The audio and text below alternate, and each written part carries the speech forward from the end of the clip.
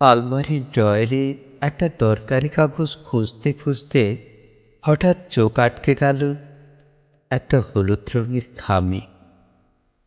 খামটা হাতে নিতেই অদ্ভুত এক শক্তি আমায় এক ঝটকায় নিয়ে গেল 11 বছর আগেকার সাধন ভবনের সামনে, যেখানটায় কেটেছে আমার সোনালী কৈশোর, যেখানটায় ছিল আমার আনন্দের তপবন, যেখানে জীবনে প্রথম প্রেমে পড়া, প্রথম কর্মজীবন, আর অনেকগুলো বন্ধু।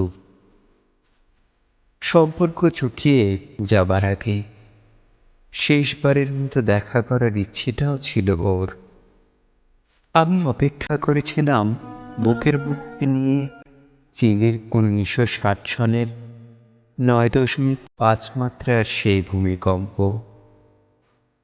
10 মিনিটের অপেক্ষা আমার কাছে যেন মনে হচ্ছিল 10 বছরের সমান। হাতে করে যে প্যাকেটটা নিয়ে এসেছিল তার ভেতরে থাকা কয়েকটা জিনিসপত্রের একটি আজকের হাতে ধরে রাখা এই খাম ও চিঠি।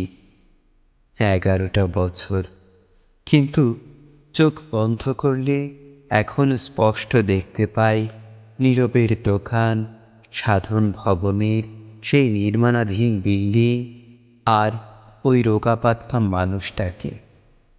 এই যে আজকে স্ত্রী সন্তান নিয়ে দিব্যি বেঁচে আছি আমি, হয়তো পৃথিবীর অন্য কোনো প্রান্তে ওই মানুষটাও।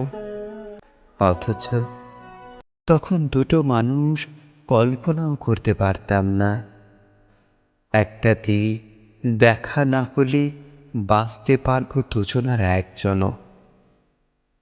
ভালোবাসলে মানুষ কত কি ভাবে, কত কি করে। আসলে কাউকে ছাড়া কারো জীবন আটকে থাকে না।